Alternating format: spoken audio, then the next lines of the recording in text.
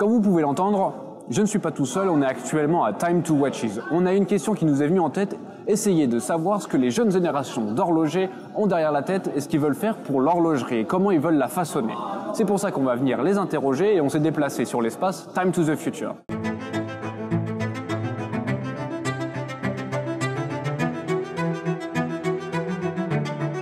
J'ai le désir de partager un maximum les savoir-faire. Je pars du principe que tout ce que je sais, on me l'a appris. Et donc, je ne devrais pas avoir de secret d'atelier ou d'atelier fermé, d'atelier clos. Et non, c'est pas l'industrie comme je la vois. Moi, je vois vraiment l'industrie horlogère, en tout cas Bernise, dans le partage. Une industrie avec plus d'honnêteté, des discours qui sont pas alambiqués.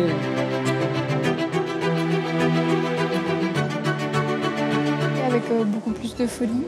Ça, ouais, c'est ce que j'attends peut-être ce que je ferai de l'horlogerie à venir. On pense, nous, que dans le futur, l'horlogerie va se modifier, les acheteurs vont être un peu différents. On pense que le côté indépendant va vraiment s'amplifier. Ça reste quand même une industrie très traditionnelle et je pense qu'aujourd'hui, les jeunes marques ont un rôle important à jouer, notamment dans le développement et dans le futur de l'horlogerie en amenant des produits qui ne sont pas comme on a l'habitude de voir. Le challenge, c'est absolument de faire perdurer les métiers qui se perdent, dont les métiers des meilleurs. Avec l'école technique de la Vallée de Joux, on crée une masterclass à propos de la décoration. Parce qu'il y a tout plein d'horlogers qui ont pu apprendre le métier d'horloger, mais qui n'ont pas eu forcément l'occasion de pratiquer la décoration. Ceci pour dire que oui, la transmission, la formation est très chère à mon cœur. Pour moi, la transmission du savoir, c'est essentiel. Si je trouve une technique qui va bien, je la filme, je la balance en public à tout le monde.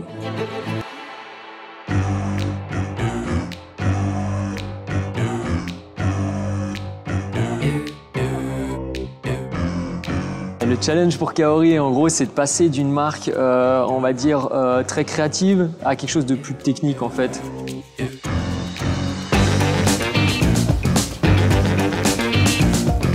Kemea, c'est le fruit de ma folie.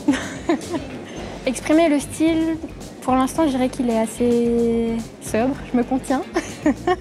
On va arriver tout doucement. Ma démarche horlogère va aller explorer des sentiers un peu inconnus. Donc ouais, moi, ça me ferait assez rêver de me dire on va aider à faire naître des nouveaux horlogers indépendants. Enfin, le slogan à la base de Bernie, c'est le reflet de l'élégance. Pas de prise de tête, des montres simples et classiques. Ne pas se prendre la tête, c'est quelque chose qu'il faut absolument pas faire parce que ça se ressent dans le produit, les clients le ressentent et ça pourrit une marque. Lundi Bleu, ça doit être un peu le reflet de ma personnalité. C'est une horlogerie contemporaine, sans complexe, sans prétention, mais avec un travail sérieux derrière.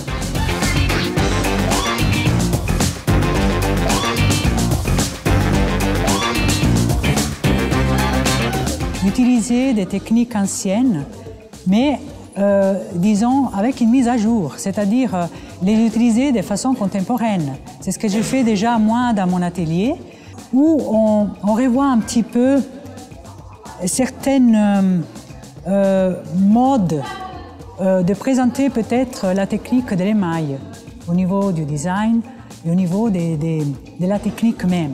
Donc on utilise quelque chose qui a une longue tradition d'ancien, mais on peut l'utiliser de façon contemporaine aussi. Surtout sur le côté savoir-faire artisanal. Ce savoir-faire va se perdre s'il n'est pas transmis. On espère qu'on va réussir à ramener tout ce savoir-faire aux yeux de tous. De mon point de vue, si la technique est partagée, elle peut que s'améliorer. Parce que moi, je vais le faire d'une façon, puis quelqu'un va reprendre ma technique, il va faire autrement, et en fait, sa façon, elle est peut-être mieux que la mienne. J'aimerais avoir le temps, dans ma carrière, de pouvoir tout transmettre. Tu vois, le jour où je suis plus là, on me dise pas « ouais, mais ça, c'était un secret, il l'a emporté dans la tombe ». C'est nul, parce que personne n'en profite. Mon plus grand désir, que ce soit de maintenant jusqu'à ma fin, c'est de mettre au devant les métiers manuels, les finitions main et l'artisanat horloger qui est un peu oublié. Et moi, je voulais offrir des métiers d'art de qualité à des gens qui n'ont pas la possibilité de mettre des prix à plusieurs dizaines de milliers de francs, voire plus. On veut rencontrer les gens, on veut utiliser l'horlogerie comme un terrain de jeu pour exprimer des valeurs, exprimer des idées et faire se rencontrer les gens.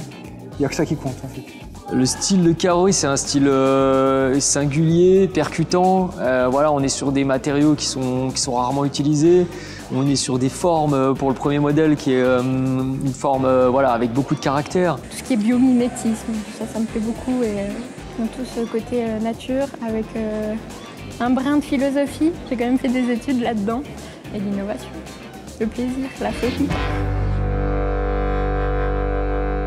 Je ne sais pas si vous avez remarqué, mais le point commun qu'il y a entre les différents membres de Time to the Future, c'était une envie de transparence, une envie de transmettre le savoir-faire, une envie de le protéger et aussi une envie de collaboration et aussi de se rapprocher de leurs clients finaux, de discuter avec eux, d'échanger pour que les créations soient plus belles et surtout avec une envie profonde de se surpasser. C'est extrêmement intéressant, ça nous fait très plaisir et on espère que cette vidéo vous a plu et n'oubliez pas de vous abonner.